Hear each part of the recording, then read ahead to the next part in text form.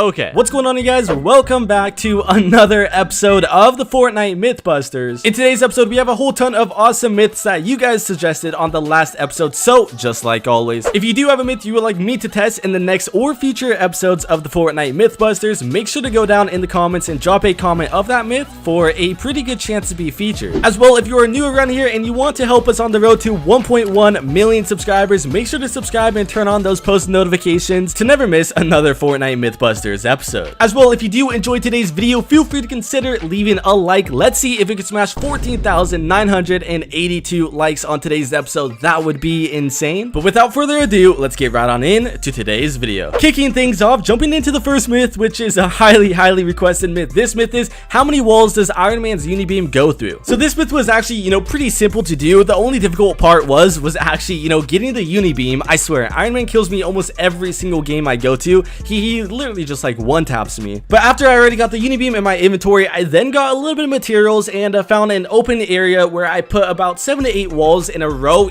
back to back from each other. After all of the metal walls, the brick walls, as well as the wooden walls were fully built, they weren't in the process of building, they were fully built. I then went directly up to it and I shot the Unibeam, I charged it all the way up, and the very first time with the metal wall, it only destroyed 3 out of the 7 walls. The brick walls was slightly different. It did a little bit more damage just because the brick walls aren't as heavy duty as the metal ones, and in this case, the very first try of mine, it destroyed 5 out of the 7 walls, which totally makes sense. Now what's pretty strange though is when I tested this on the wooden walls, it should have gone through maybe 6 or 7 walls if it was following the same pattern, but in this case it only destroyed 4 out of the 7 walls, which makes me a little bit confused. It seems like there's maybe a little bit of a damage drop off, or if it's completely random, but I know that it should have destroyed a lot more. I tested this a few more times as well, and it was just very inconsistent. But I mean, it's safe to say that the Unibeam will destroy anywhere from 3 to 7 walls max, and not anything more. I don't know why you would shoot through that many walls anyways though. Going straight into the next myth. The next myth is, what happens when you throw a present down in the middle of a vault? Will it replace the walls? Will the present even spawn? What exactly happened? So I'm sure all of you guys know, but basically the walls in one of these vaults, as well as even the vault at the authority that isn't being used anymore, they are basically indestructible. You will pickaxe them, you can build in front of them, but there's no way to actually break these walls unless you throw a porta fort, and then it'll kind of build and replace the walls. Very similar to the porta fort, which we tested in a previous episode. The present will do basically the exact same thing. No matter what, if it's the authority vault or Iron Man's vault, it will still replace the walls. The present will still spawn, and you actually do have the option to kind of pickaxe the wall, and it will do damage. It will look like the wall's actually breaking, but once you do break that wall, it still has an indestructible one right behind it, which it's kind of expected. But no, I mean, it's pretty much impossible to fully replace the walls of the vault. Going straight into the next myth. The next myth is, what happens when you boogie bomb a person who is halfway using a Unibeam? So like I said before, the most difficult part about this was actually acquiring the Unibeam. I might just be bad at the game, I don't know. But after getting the Unibeam, as well as luckily finding a boogie bomb on the way over, we then made our way over to Salty Springs, an open area where we then tested this out. So the first time we tried this, my friend used the Unibeam, and I guess I threw the boogie bomb super late because he managed to get the shot off, and it still had the 30-second cooldown before you could use it again. We had multiple more boogie bombs, so we tried it a few more times, and every single time it actually canceled the shot. It never actually got the shot off, and we still had the Unibeam. We didn't have to wait the 30-second cooldown, and the player just kind of danced like normal. The Unibeam does a whole ton of damage, so this is definitely good to know. If you do see someone charging it up and you have a boogie bomb, you have to throw it really quick, because even if you're like a second off, he will still be able to get the shot off and possibly even kill you. Going into the next myth. The next myth is, if multiple people fill up the car at a gas station with multiple gas pumps, will it fill up the car at times 2 the speed or times 3 the speed, or will it just be regular speed? This is actually pretty good to know, because obviously in game your car will run out of gas pretty quick, and more often than not you might have to refill it, especially if you have to continue rotating into zone or just trying to find players. If you're in squads or even duos, or if there's 3 of you guys, you could actually fill up your car extremely quick. In this case, it was only me and my friend, and we filled up the car from like 30% all the way up to like 80% within a few seconds, when obviously in real time, if it was by myself, it would be pretty slow. Now I could only imagine how fast this would actually be if there's 4 of you guys, or maybe if you get 2 teams to fill up 1 car. that would be insane. But obviously you can't reach all of the gas pumps at once, so I think the most you could do is maybe 4 max. Going straight into the next myth is what happens when you throw a chug splash at a gas can right before it's about to explode. Can you cancel the explosion, or what exactly happens? So as all of you guys might know already, if you throw a chug splash on a fire or even a campfire, it will actually put it out immediately. So you know, when you shoot a gas can and it's about to explode, it's on fire, so it would only make sense for, you know, a chug splash to put out that fire and, you know, maybe cancel the effect. When I tried this out in game though, I was actually pretty shocked to see that it doesn't cancel it. I mean, you could throw a chug splash at the gas can before it explodes, and you know, it will still continue to explode, but it'll leave, you know, a fire on the ground. It might even catch a build on fire if it was near, you know, any buildings or wood. Then you could throw another chug splash to put it out, but you know, you can't throw a chug splash to put out a gas can that's on fire.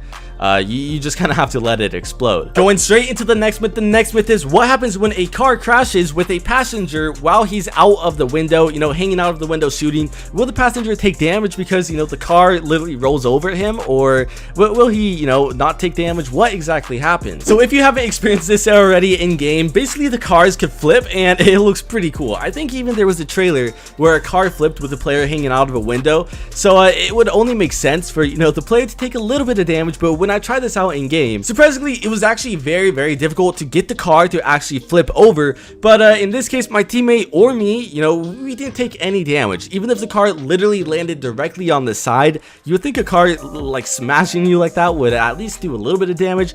But in this case, it didn't take any damage whatsoever. I mean, this totally makes sense though, because you don't take any fall damage while you're in a car. I think the only way you could take damage while you're in a car is if you're on top of a fire, like a campfire, or bullets directly. Going into another myth that's actually pretty similar to one we tested out earlier on in today's episode, I decided why not throw it in as well. This myth is, if you have someone in the back of your car with a gas can they fill up the car while you are driving? Now, I tried this out using both vehicles. I tried it with a truck as well as a regular sedan. You know, the massive semi trucks are going to be the same as a regular sedan because you can't stand in the back of it, as well as, you know, the sports car, the Lamborghini looking thing. In the truck, if a player is standing in the very back, you could actually use a gas can. You know, you just pour the gas out like regular and it will fill up the truck while you're driving, which, you know, could be super efficient if, you know, your teammate has one of those and you don't want to stop, or if you're trying to get into zone. Now, if you're in a regular sedan, you know, or even the sports car, the semi truck, the taxi, the player who is, you know, in the passenger seat, they could only shoot out the window. They can't hold the gas can and they can't pour the gas out. Jumping straight into the next myth, and a myth that might help you out if you have a supporter creator code and maybe you host a couple customs or whatever.